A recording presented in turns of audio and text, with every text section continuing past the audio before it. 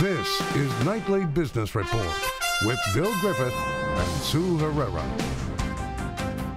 Exhale. That's what some investors can do, as the Dow managed to avoid its longest losing streak in more than 4 decades. Now investors wonder what's next. Slick move.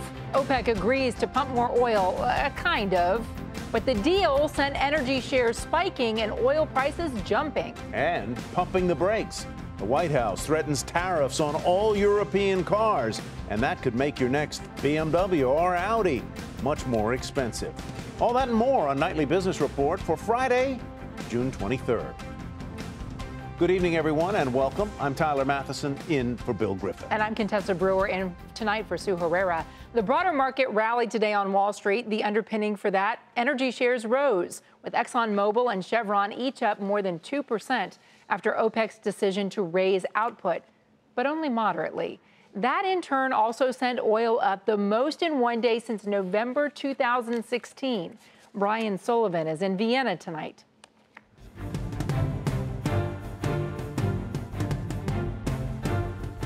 OPEC did what President Trump wanted it to do, but likely didn't get the result he was looking for. Trump tweeting today, quote, "Hope OPEC will increase output substantially, need to keep prices down."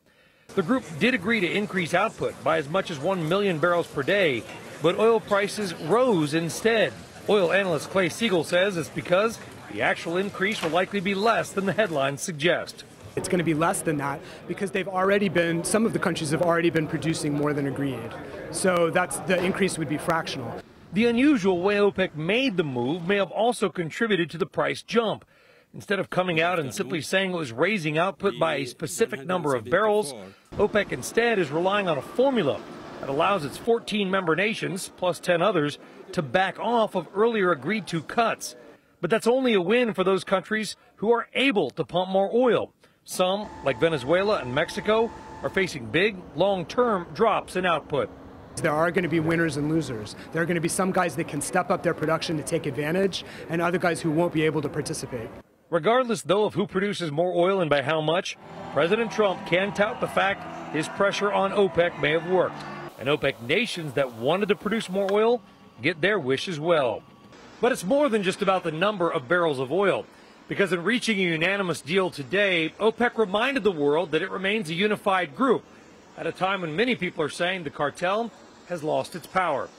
For Nightly Business Report, I'm Brian Sullivan, Vienna, Austria. And meantime, on Wall Street, the Dow, bruised and battered over the past couple of weeks, snapped its 8-day losing streak. And as Contessa mentioned at the top of the broadcast, that rise in energy shares helped lift stocks overall. The Dow up 119 points to finish the day and week at 24,580. NASDAQ, though, went the other way, down 20, and the S&P 500 tacked on 5. Bob Pisani has more on today's action and what's ahead next week. Stocks were mixed in Friday trading, but the Dow ended up triple digits, managing to avoid its longest losing streak in more than 40 years. Several key factors propped up stocks at the start of the day. Stronger manufacturing data for Europe helped. Optimism over OPEC's production cut deal.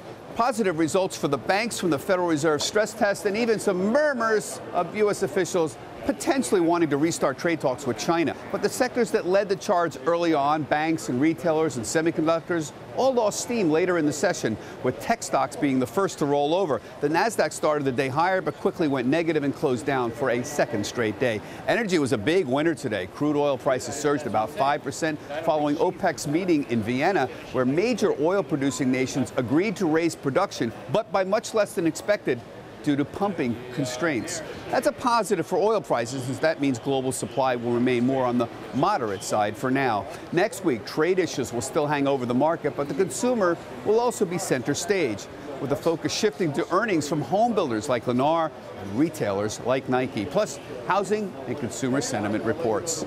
For Nightly Business Report, I'm Bob Pisani at the New York Stock Exchange. So now we're into the summer season. What do we expect? More choppiness or smooth sailing ahead? We're joined by Nancy Tengler, Chief Financial Officer at Heartland Financial. Great to talk to you today, Nancy. Where do you look for opportunity in all of this volatility? Thanks, Contessa. It's good to be here. Listen, there's so much good news out there. You just heard that from Bob, and we can recount all dozens of ways. Retail sales up, the consumer well-heeled, leading economic indicators high, business confidence up, and yet the market it's not translating into the market. And we expect to see that continue during the summer. The good news is for investors that this is a great time to upgrade the quality of your holdings. We've had much stronger earnings than we've seen in decades, and yet stocks have contracted. So you're getting strong earnings and revenue growth at cheaper prices. Let me ask you two questions, Nancy, and I want to pick up on that thought of upgrading your holdings and what that means. But let me start by pointing out something you pointed out. NASDAQ is up 11.5%. The S&P so far this year up about 3%. Dow is roughly flat. Why does it feel so much worse than that? Tyler, I actually am exhausted. Yeah. And yet this is exactly what I've experienced through most of my career. Markets don't go straight up. They constantly are climbing a wall of worry. And it's trade and it's the Fed. Every time, I mean, remember, in the short term, the market's driven by the algorithms on the floor. And so they read trade tension, or they read Fed Chairman Powell thinks the economy is robust, and they translate that in the short term. I want to encourage your viewers to be focused on the long term and to use this as an opportunity to buy high-quality companies for the next 3 to 5 years, not for the next 3 to 5 months. All right, so what are you looking at when you're looking for a high-quality company? Yeah, so the industry leaders are a great place to start. So if you can get the opportunity to buy stocks like Federal Express and Home Depot and Amgen in healthcare, and then many of the tech names like Microsoft and Intel and Cisco at these levels, even Google and Facebook, though we've been trimming those stocks, are not overly expensive. I've heard many argue that valuation doesn't matter and that you should buy what's working. That's absolutely not what I believe. Valuation, cheaper stocks that are growing and have strong balance sheets are much better for the long term. Thank you so much for sharing your advice with us, Nancy. Good to hear from you. Thank you. Nancy Tangler with Heartland Financial. Meantime, trade tensions are an ongoing backdrop for the markets, as Nancy just mentioned. And today, the European Union began enforcing their own tariffs on nearly $3.5 billion of American imports. Kayla Tausche breaks it down for us. Tariffs on steel and aluminum imports from Europe went into effect 3 weeks ago, but today Europe is striking back, slapping tariffs on bourbon, peanut butter, orange juice, motorcycles, and playing cards. The total is just $3.2 billion in U.S. exports, but it comes from politically sensitive states like Kentucky, Wisconsin, and Florida. The EU Commissioner for Trade, Cecilia Malmström, said this week, quote, "We did not want to be in this position. However, the unilateral and unjustified decision of the U.S. to impose steel and aluminum tariffs on the EU means we are left with no other choice. Needless to say, if the U.S. removes its tariffs, our measures will also be removed." The measures from Europe are just one arrow aimed at the U.S. in response to its steel and aluminum strategy. China in May stood down on tariffs on wine, nuts, and fruit as it struck a truce with the U.S., but that's over now. A counterpunch from Canada takes effect July 1st, and Mexico said it would retaliate in early July after its elections. President Trump has said in this tit-for-tat trade dispute, any country that fights back with tariffs will just get even more from the U.S. For Nightly Business Report, I'm Kayla Tausche in Washington. Well, the war of words didn't end there. Today, the president threatened a massive tax on all European car imports. And as Phil LeBeau tells us, that means the price of BMWs, Mercedes, and other European cars could skyrocket. At U.S. dealerships selling European cars and SUVs, there is a growing concern about how much more they may have to charge customers. That's because President Trump is once again targeting them, tweeting, "Based on the tariffs and trade barriers long placed on the U.S. and its great companies and workers by the European Union, if these tariffs and barriers are not soon broken down and removed, we will be placing a 20% tariff on all their cars coming into the U.S. Build them here." Even though BMW, Mercedes, and Volkswagen all have U.S. plants that build cars and SUVs sold in the United States, European-made models accounted for almost 7% of the vehicles Americans bought last year, almost 1.15 million altogether, and all of them coming in with a tariff of just 2.5%. Ratcheting that tariff up to 20%, adding thousands to the price of some models, could kill sales. The threat comes just days after the Swedish automaker Volvo opened its first U.S. plant in South Carolina, and the CEO called for all countries to lower auto tariffs. We believe in free trade. That's good for the consumers. And I think the harmonization should, of course, be on a low level. I don't understand why we need any duties at all. The increased trade tensions are not stopping automakers like General Motors from continuing to increase production in other countries. In fact, the new Chevy Blazer will be built in Mexico and imported to the U.S. GM's vehicle exports from Mexico are up 39% this year, with many of them winding up north of the border. A clear indication automakers are not slowing down plans to build vehicles in other countries, despite threats from President Trump to increase tariffs on those imported models. Phil LeBeau, Nightly Business Report, Chicago. Time now to take a look at some of today's upgrades and downgrades in the market. For a second day, Nike was downgraded, this time at Buckingham Research, to neutral from buy. The analyst sees organizational changes and inflation bringing in some risks, but overall he remains positive on the company's long-term fundamentals. As such, the price target was raised from $75 a share to $80. Today, Nike shares closed at $73.43, and that was down a fraction. And Needham cut its rating on the chip maker KLA-Tencor to hold from buy. The analyst there concerned some customers may spend less on equipment in the second half of the year. KLA fell more than 3% on the day. Molina Healthcare was upgraded to buy from hold at Jefferies, with a brokerage calling the company's turnaround efforts, quote, value enhancing. The price target was up to $124 a share from $86. Molina shares closed at $101.48, up about 3%. And United Rentals was up to buy from neutral at UBS. The analyst cited the stock's valuation after pulling back 20% over the last 3 months. He also sees better margin performance for the equipment rental company. The firm has a price target of $196. Today, shares closed at $154.95. That was up more than 1%. Coming up, if you have a big decision to make about your portfolio, this week's Market Monitor says your best bet may be to think small.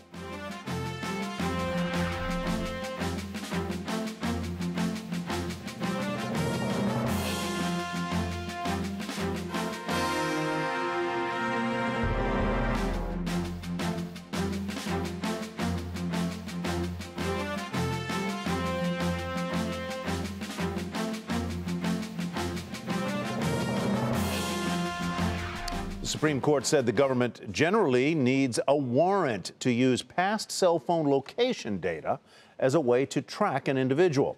The ruling said obtaining the data from wireless carriers without a warrant amounts to unreasonable search and seizure.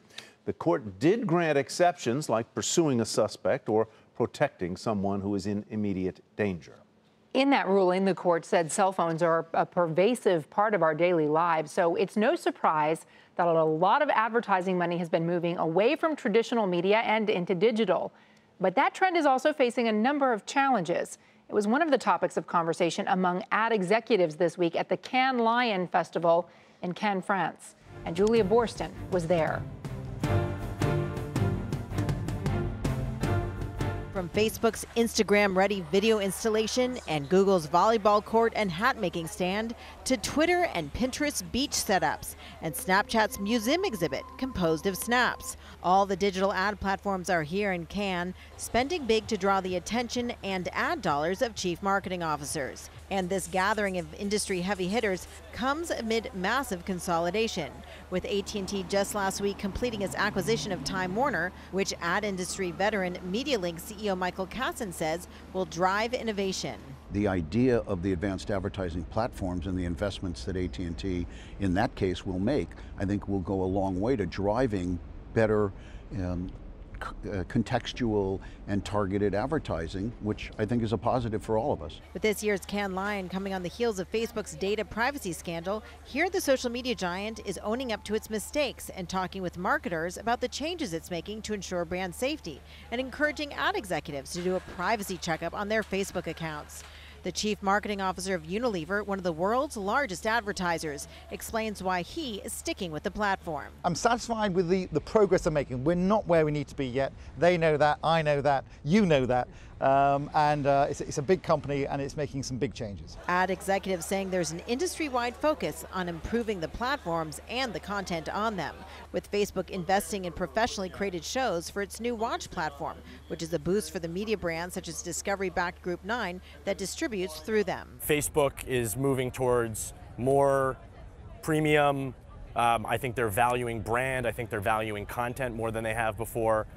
For people like us, it's a great thing. It means that the cream rises. It strengthens our relationship with them. And traditional media companies are using this upheaval as an opportunity to highlight their premium content combined with new digital tools. Take Cargo, which sells mobile ads for 70 media properties, from the New York Times to NBC Universal, to advertisers looking for alternatives. What they're looking for is ways to spend their money, both on Facebook and Google, but also find alternatives where they can find brand safety, quality places, and actually can reach consumers where they have some diversification to their media business. With so many options showcased here at Cannes and the digital giants' focus on safety and quality, analysts just now boosting their estimates, saying the global ad industry will grow by over 6% this year. For Nightly Business Report, I'm Julia Borston in Cannes, France. UPS avoids an employee strike for now with a new labor contract, and that is where we begin tonight's market focus.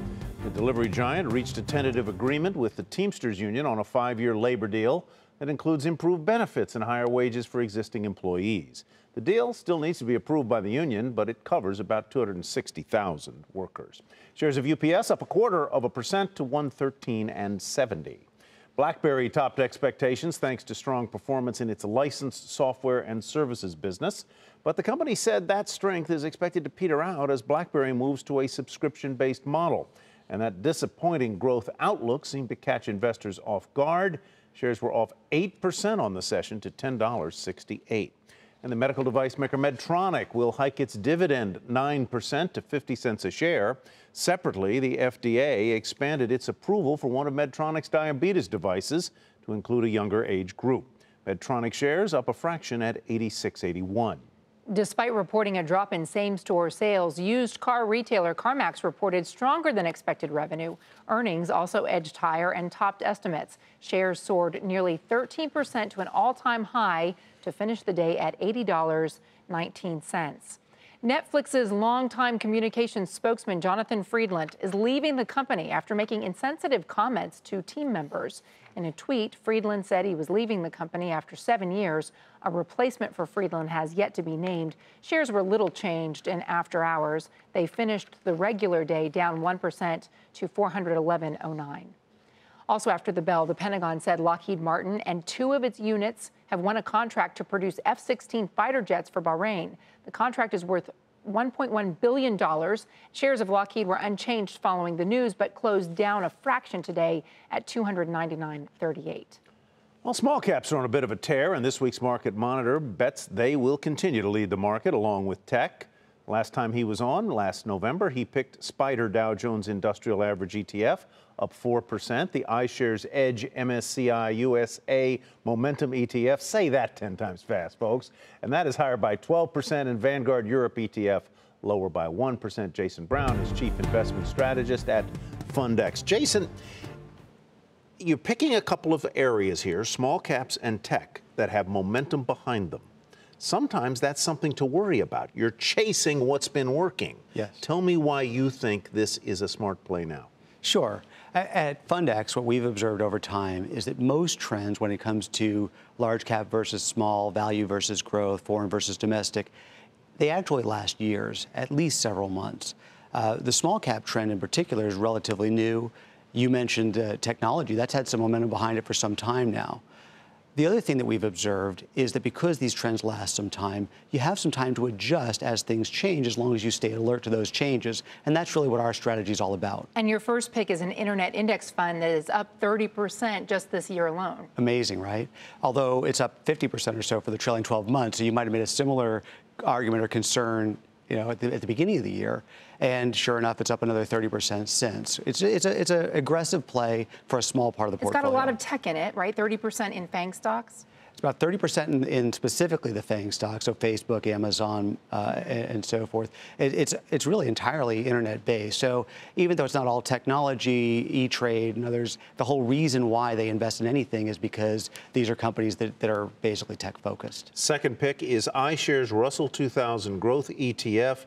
I believe the ticker is IWO. That is correct. And this is a great low-cost way to add small caps to your portfolio. Again, still focused on growth because in the current market environment, growth is absolutely what's leading. What's different about iShares Edge, MSCI USA Momentum Factor ETF, again, MTUM? What makes it different from your other two picks? Well, other than the fact that of my first set of picks, this is the one that sort of survived to now and we continue to own and buy. This is a repeat. This is a repeat. This one's a repeat. This is a factor-based ETF that's actually somewhat more active. It actually adjusts its portfolio over time. So a couple years ago, when high dividend-paying stocks were in favor, that was largely what this fund actually owned. Now, it can only invest in U.S. stocks and only in large and mid-cap companies, but it's done a really good job over the last few years actually migrating between, sort of different things like what's working, and it's still at a very low operating expense ratio, 15 basis points. So it's a really nice way to have something in the portfolio that's doing well today, but can also help you adapt as leadership changes, which we know it will. So I want to come back to that idea that I sort of began with. You said that one of the funds, I believe is the first one you mentioned, FDN, Internet Index Fund, up 50%. I mean, don't you worry a little bit that you're coming late to the party? Well, again, I'm not going to put everything I have here, but imagine if you're going out and you're trying, you're seeing everybody making money in this area, and that's what's been happening for some time, whether it's Amazon or Facebook and so forth. If you want to add these stocks to your portfolio, at least this is a relatively diversified way to get some exposure there. These stocks were down today, for example. They've gone. This thing happens through fits and starts. It's something we feel like you can continue to add to, but until the trend changes, we feel like it's better off to not. The trends can last a good long time. They can last a good long time, and I think you can continue to make some pretty good arguments where this one could last longer. All right, Jason, thanks very much. Continued good fortune to you. Thank you so much. Jason Brown with FundX, and to read more about his picks, you can head to our website, nbr.com. Thanks, Jason. Up next, companies are always looking to improve the bottom line. One move some are looking at could save tens of millions of dollars.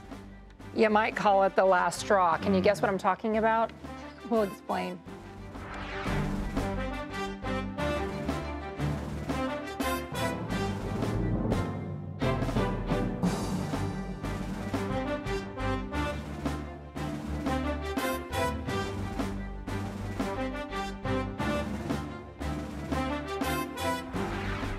As more and more cities work to become environmentally friendly, more and more companies are working to do the same with an eye on the bottom line. The latest issue to take center stage, drinking straws. And as Aditi Roy tells us, it gives a whole new meaning to the question, paper or plastic? At the Slanted Door restaurant in San Francisco, servers only hand out paper straws. Company officials say they wanted to give customers an option that's better for the environment. One-use plastic is not a good plan for us. And Lakshmi Sarah likes the compostable plastic straw that comes with her Blue Bottle iced coffee. I think banning plastic straws is like a tiny, tiny thing in stopping the wave of plastic garbage that might hit us. They're not alone. Consumers, cities, and companies across the nation and the world are yielding to calls to replace plastic straws with more eco-friendly options. Bans on plastic straws are either already in place or being debated in states like California and cities from New York to Seattle, where a ban will take effect July 1st. Hopefully many of the companies based here in Seattle, like Starbucks and Costco, will follow the city's example and start rapidly reducing their plastic footprint, because activists across the country and city will continue to demand it. Earlier this year, nearly 1/3 of shareholders from Starbucks, which uses an estimated 2 billion plastic straws a year, voted to replace plastic straws. McDonald's recently announced it's phasing out plastic straws in the UK and Ireland. Whatever we can do around waste and recycling, it is a very visible part of our business. In the U.S., food service company Bon Appetit has banned plastic straws at more than 1,000 locations. As plastic straws fall out of favor, the top contenders to replace plastic are compostable plastic, paper, and even metal and glass straws. The three biggest producers of compostable plastic straws are P.T. Strawland, Eco Straws, and Eco Products, which sells to restaurant chains, stadiums, and universities. Paper straws are another top alternative contender. Indiana-based Aardvark Straws says its sales have gone up 5,000% in the last 2 years. And glass straws, which are sold by companies like Strawsome, Hummingbird, Simply Straws, and Glass Dharma. Simply Straws says it has quadrupled its business since January. But these eco-friendly options cost more to make. One plastic straw costs less than a penny. Compare that to 4 cents per compostable plastic straw, 6 cents per paper straw, and 50 to 60 cents per glass straw. Making the switch from plastic could cost big restaurant chains an extra tens of millions of dollars each year. But some companies and consumers say they'll swallow the extra costs because it's the right thing to do. We're more than happy to pay the cost just for the good it does. For now, it appears that compostable plastic straws and paper straws are the most common alternatives to plastic. The paper straw company Aardvark says they're so busy they can't keep up with demand. For Nightly Business Report, I'm Aditi Roy, San Francisco. We were told today by our producer Heather that there are even people who are using pasta straws. And I have stainless steel ones, but remember the old days when we just drank out of the cup? Yeah. Very interesting story there. Paper straws making a big comeback. Before we go, let's take a final look at the numbers on Wall Street today. The Dow rose 119 to 24,580, but the Nasdaq fell 20. The S&P 500 tacked on 5. For the week, though, all three indexes were lower. The Dow was the big loser, down 2%. The others down less than 1%. And that's Nightly Business Report for tonight. Have a great night, everybody. See you back here next week.